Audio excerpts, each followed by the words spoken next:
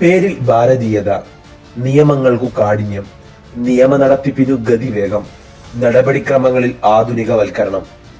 പാർലമെന്റിൽ ആഭ്യന്തരമന്ത്രി അമിത്ഷാ അവതരിപ്പിച്ച 3 നിയമസംഹിതാ മാറ്റങ്ങളെ ഇങ്ങനെ വിശേഷിപ്പിക്കാം. ഈ 3 നിയമസംഹിതാ മാറ്റങ്ങളെ കുറിച്ച് വിശദമായി നമുക്ക് ഈ വീഡിയോയിലൂടെ മനസ്സിലാക്കാം. എല്ലാവർക്കും ഫോക്കസ് പോയിന്റിലേക്ക് സ്വാഗതം.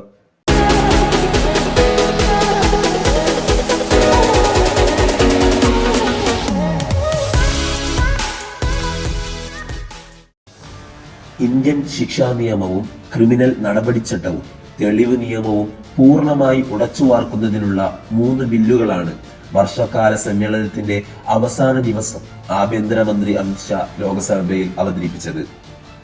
നിലവിൽ 3 ബില്ലുകളും ആഭ്യന്തര മന്ത്രാലയ സ്ഥിരം സമിതിയുടെ പരിശോധനയ്ക്ക് വിട്ടിരിക്കുകയാണ്. ബ്രിട്ടീഷുകാരുടെ ഭരണം സംരക്ഷിക്കാൻ തയ്യാറാക്കിയ നിയമങ്ങളെ ജനങ്ങളെ സംരക്ഷിക്കാനുള്ള നിയമങ്ങളാക്കി മാറ്റുകയാണെന്നാണ് ഭരണപക്ഷത്തിന്റെ വാദം. എന്നാൽ പുതിയ വ്യവസ്ഥകളിൽ ചിലതെങ്കിലും ഭരണ സംവിധാനത്തിന് ജനങ്ങളുടെ വിമർശനങ്ങളിൽ നിന്നു കൂടുതൽ സംരക്ഷണം നൽകുന്നവയാണ് എന്നാണ് പ്രതിപക്ഷം വാദിക്കുന്നത്.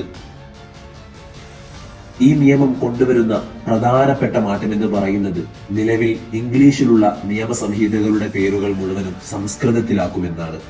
അതായത് ഇന്ത്യൻ ശിക്ഷാ നിയമം അഥവാ IPC ഇനി മുതൽ അറിയപ്പെടുക ഭാരതീയ ന്യായ സംഹിത എന്ന പേരിലാവും. അതുപോലെ ക്രിമിനൽ നടപടിച്ചട്ടം അതായത് CrPC ഇനി മുതൽ അറിയപ്പെടുക ഭാരതീയ നാഗരിക് സുരക്ഷാ സംഹിത എന്ന പേരിലാവും.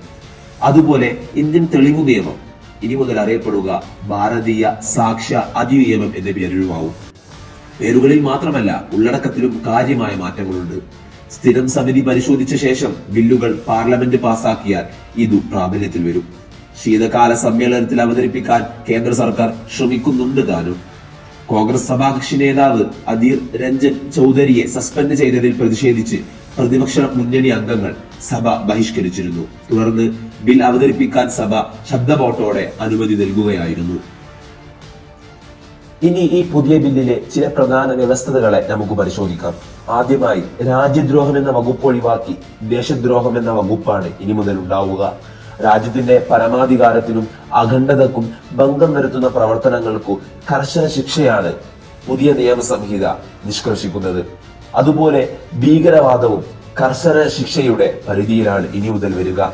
പെൺകുട്ടികളെ അതായത് 18 വയസ്സിൽ താഴെയുള്ള പെൺകുട്ടികളെ കൂട്ടമായി പീഡിപ്പിക്കുന്ന കേസുകളിൽ ഇനി മുതൽ വധശിക്ഷയാണ് ഉണ്ടാവുക. അതുപോലെ തന്നെ ആൾക്കൂട്ട കൊലയും വധശിക്ഷ നൽകാവുന്ന കുറ്റകരമായിട്ടായിരിക്കും ഇനി മുതൽ പരിഗണിക്കപ്പെടുക. മറ്റൊരു പ്രധാനപ്പെട്ട ഭേദഗതി എന്ന് പറയുന്നത് വിവാഹ വാഗ്ദാനം നൽകിയും കബളിപ്പിച്ചുമുള്ള പീഡനങ്ങൾക്കും കൂട്ടപീഡനങ്ങൾക്കും 20 വർഷം വരെ തടവ് ശിക്ഷ ഉണ്ടാവുമെന്നതാണ്. തുടങ്ങി പെറ്റ് കേസുകളിൽ സാമൂഹിക സേവനം വരെ ഇനി മുതൽ ശിക്ഷയായി നൽകാം.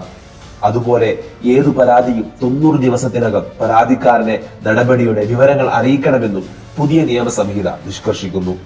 പിടിച്ചുപറിയും മോഷണത്തിന്റെ പരിധിയിലാണ് ഇനി മുതൽ പരിഗണിക്കപ്പെടുക. അതുപോലെ പ്രതി ഒളിവിലായാൽ അയാളുടെ അഭാവത്തിൽ ശിക്ഷ വിധിക്കാൻ ഇനി മുതൽ വ്യവസ്ഥയുണ്ടാവും. തുടങ്ങി ഒട്ടനവധി മാറ്റങ്ങളാണ് ഈ ബില്ലിൽ കേന്ദ്ര സർക്കാർ കൊണ്ടുവന്നിട്ടുള്ളത്.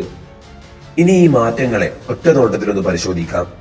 അതായത് 511 വകുപ്പുകളുള്ള IPC ഇനി മുതൽ 356 വകുപ്പുകളുള്ള ഭാരതീയ ന്യായ സംഹിതയാവും. 175 വകുപ്പുകളാണ് ഇതിൽ ഭേദഗതി ചെയ്തിട്ടുള്ളത്. 8 പുതിയ വകുപ്പുകൾ ഇതിൽ ഉൾപ്പെടുത്തിയിട്ടുമുണ്ട്. അതുപോലെ 478 വകുപ്പുകളുള്ള CrPC ഇനി മുതൽ 533 വകുപ്പുകളുള്ള ഭാരതീയ നാഗരിക സുരക്ഷാ സംഹിതയാവും. ഇതിൽ ഭേദഗതി ചെയ്തിട്ടുള്ളത് 160 വകുപ്പുകളാണ്. 9 പുതിയ വകുപ്പുകൾ ഇതിൽ ഉൾപ്പെടുത്തിയിട്ടുണ്ട്. അതുപോലെ 9 എണ്ണം ഇതിൽ നിന്നും ഒഴിവാക്കിയിട്ടുമുണ്ട്. അതുപോലെ തെളിവു നിയമം 167 വകുപ്പുകളാണ് നിലവിൽ തെളിവു നിയമത്തിലുള്ളത്. എന്നാൽ ഭാരതീയ സാക്ഷ്യ അധിനിയമത്തിലുള്ളത് 170 വകുപ്പുകളാണ്. 23 എണ്ണത്തിലാണ് ഭേദഗതി വരുത്തിയിട്ടുള്ളത്. അതുപോലെ ഒരു പുതിയ വകുപ്പ് ഇതിൽ ഉൾപ്പെടുത്തിയിട്ടുമുണ്ട്. 5 വകുപ്പുകൾ പൂർണ്ണമായും ഒഴിവാക്കിയിട്ടുമുണ്ട്. ചുരുക്കത്തിൽ IPC, CrPC, തെളിവു നിയമം തുടങ്ങിയവയിൽ സമഗ്രമായ അഴിച്ചുപണിയാണ് കേന്ദ്ര സർക്കാർ ഈ പുതിയ നിയമസംഹിതയിലൂടെ ഉദ്ദേശിക്കുന്നത്. ഇതിന്റെ പ്രായോഗികവൽക്കരണം എങ്ങനെയാവുമെന്ന് നാം കണ്ടറിയേണ്ടതാണ്.